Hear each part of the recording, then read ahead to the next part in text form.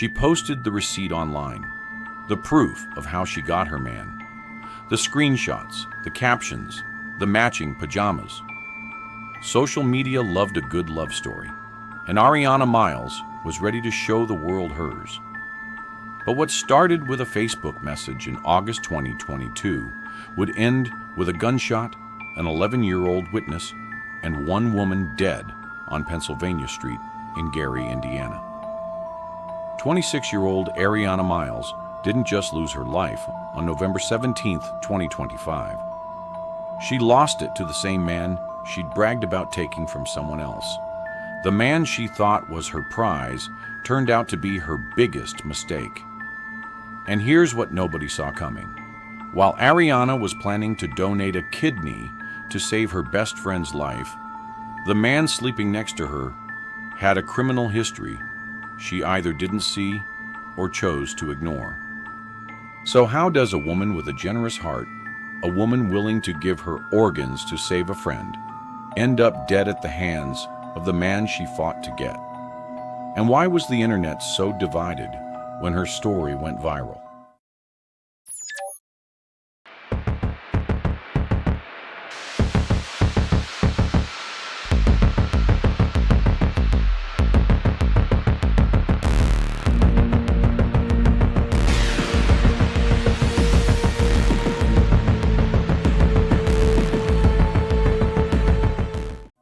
Gary, Indiana, November 17, 2025.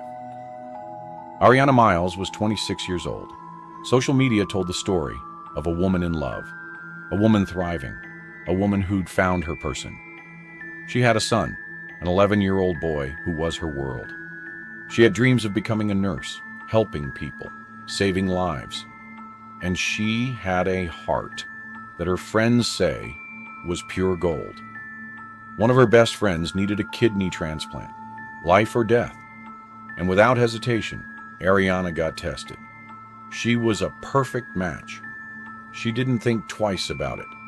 She was ready to give up one of her kidneys to save the life of someone she loved. Her friend posted about it online, and the love between them was real.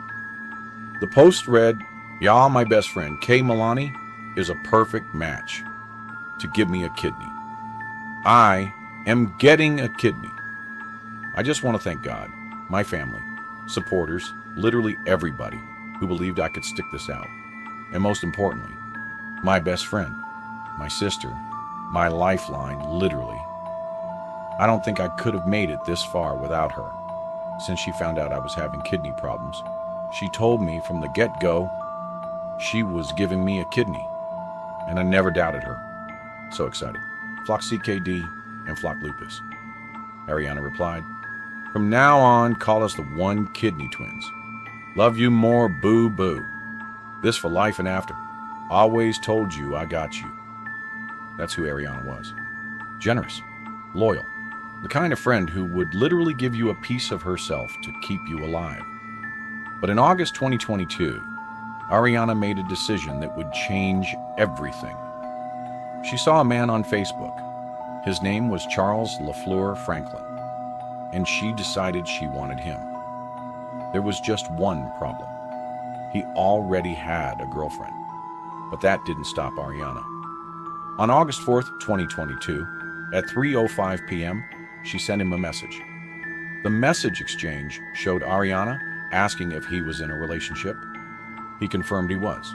She asked if he wanted someone better, and Charles, without hesitation, responded with a smirking emoji. "I wouldn't mind." That was it. That was the moment that set everything in motion. 4 simple messages. No shame, no second thoughts. Just a bold move from a woman who saw what she wanted and went after it. And Arrianna didn't keep it to herself. She posted it. She took a screenshot of that conversation, put it on Facebook, alongside a photo of her and Charles in matching pajamas. Social media ate it up. The comments were filled with people hyping her up for getting her man. But what Arrianna didn't know, what she couldn't have known at that moment, was that this man, this so-called upgrade, This prize she thought she'd won would be the one to take her life. Charles moved in with Arrianna and her 11-year-old son.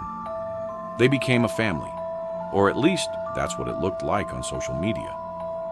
Arrianna posted about him constantly, birthday tributes, love declarations, the whole performance.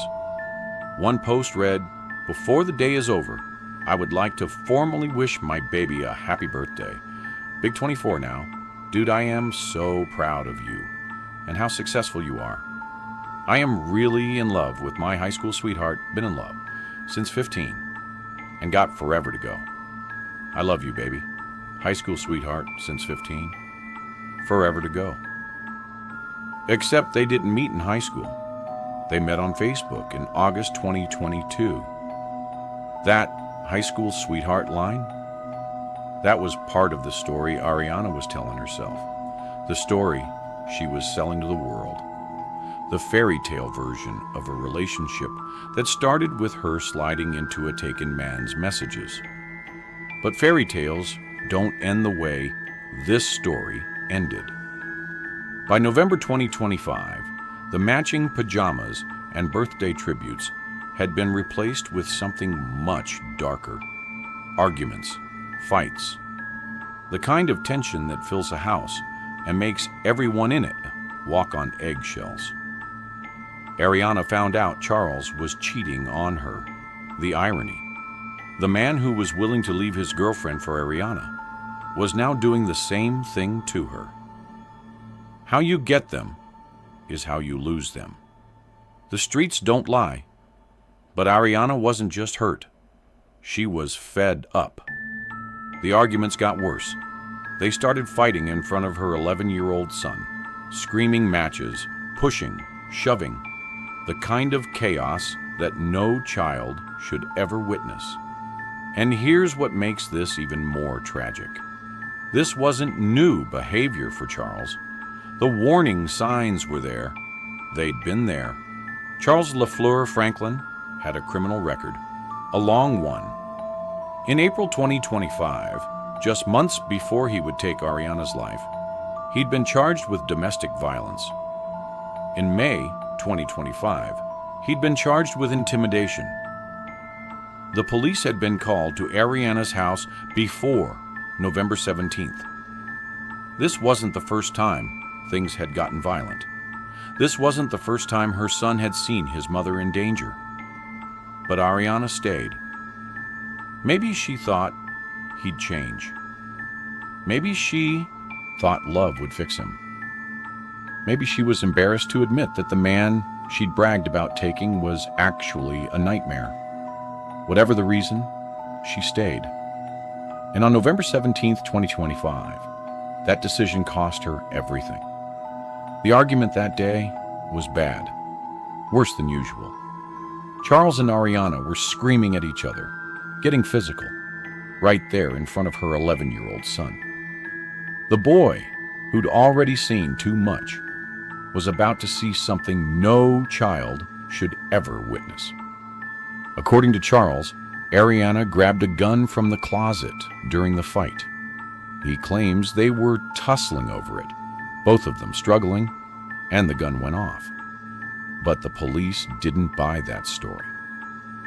When police arrived at the 2400 block of Pennsylvania Street, they found Arrianna suffering from a gunshot wound.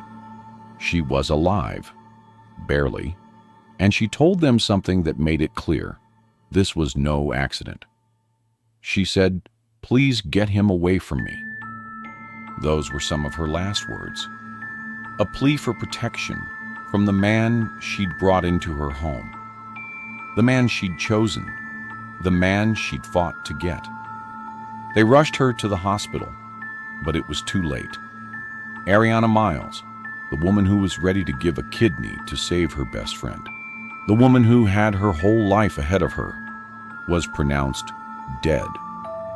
Her son, her 11-year-old baby, had watched the whole thing. Charles LaFleur Franklin was arrested and charged. With his criminal history, the pending domestic violence charge from April, the intimidation charge from May, and now Arrianna's death, he's facing up to 85 years in prison, if found guilty. The weapon he used? A sawed-off shotgun. Illegal. And Charles? He was a convicted felon, which means he wasn't supposed to have a gun at all. Every single detail made this case worse. But here's where the story takes a turn that nobody expected. When Arrianna's death hit social media, the reaction wasn't what you'd expect. There were no candlelight vigils trending online, no viral hashtags demanding justice, no outpouring of sympathy from the masses. Instead, the comments were brutal. People were pulling up those old Facebook posts, the ones where Arrianna bragged about getting Charles, the screenshots, the matching pajamas, the captions about getting someone better, and they were using her own words against her. The internet had no sympathy, and that's what made this case so divisive. Because here's the thing, Arrianna Miles was a real person, a daughter, a mother, a friend. The woman who was ready to give up a kidney to save someone she loved. She had flaws, yes. She made a choice that many people disagreed with. But does that mean she deserved to die? Of course not. But the internet doesn't deal in nuance. The internet deals in receipts. And Arrianna had posted all the receipts herself.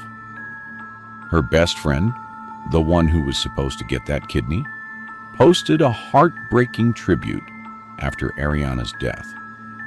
The message read, "Man, oh man, K. Milani. First off, I just want to thank you so much for being a part of my life. Thank you for always being here for me, supporting me, no judgment, a phone call away, a helping hand, protector, lifeline, soulmate, sister, godmommy, and best friend. We never played about each other. Literally, right or wrong, it was us. We was so excited about being kidney twins. Literally was planning our journey together. But God had other plans. I'm just glad if it came down to it, you chose me for that, and I'm forever thankful. I have so memories of us. I just keep reminiscing the good times. I'm so glad I was able to spend my last 2 days with you. This was not supposed to happen to you, my girl. I keep blaming myself. My sweet Ari. The purest heart didn't play about her loved ones at all. I still can't wrap my mind around this. I'm literally sick right now. I'm just waiting on that phone call of you saying, "Hey girl, my bad. I was asleep." 'Cause she stayed asleep. I'm grateful. You chose me to be. But God, Mommy, your best friend and sister. And just know I'm here for him, and he got us. I love you, bestie. And it's a little weight off my shoulders, knowing you resting and at peace. Forever, Ari. That's the real tragedy. A woman who would have given life to save her friend had her own life taken by the man she thought loved her. The kidney transplant that was supposed to happen? Canceled. The future they were planning together? Gone. All because Arrianna chose the wrong man. And that's where people started asking the hard questions. Was Arrianna a victim? Absolutely. Nobody deserves to lose their life like this, period. But was she also responsible for ignoring every red flag that Charles threw up? Yes, the domestic violence charge from April. The intimidation charge from May. The fact that the police had been called to her house multiple times before November 17th. The fact that her 11-year-old son was living in a house where violence was becoming normal. Arrianna had options. She could have left. She could have kicked him out. She could have protected herself and her son. But she didn't. And that's what made people angry. Because while Arrianna was posting matching pajamas and birthday tributes, her son was watching his mother get mistreated. While she was calling Charles her high school sweetheart and claiming they'd been in love since they were 15, She was creating a false narrative to make their relationship seem more legitimate than it was. They didn't meet in high school. They met on Facebook in 2022 when Arrianna decided to pursue a man she knew was in a relationship. And 3 years later, she was dead. The ex-girlfriend, the one Arrianna thought she'd beaten, the one she'd taken Charles from, she was alive, safe, probably thanking God every single day that Arrianna sent that message. Because if Arrianna hadn't pursued Charles, if he'd stayed with his original girlfriend, there's a good chance she would be the one dead on Pennsylvania Street. Arrianna didn't steal someone's man. She stole someone's problem. And that problem cost her everything.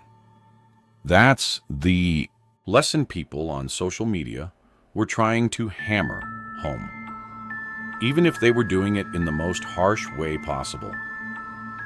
When you pursue someone you know is taken, you're not just disrespecting their relationship.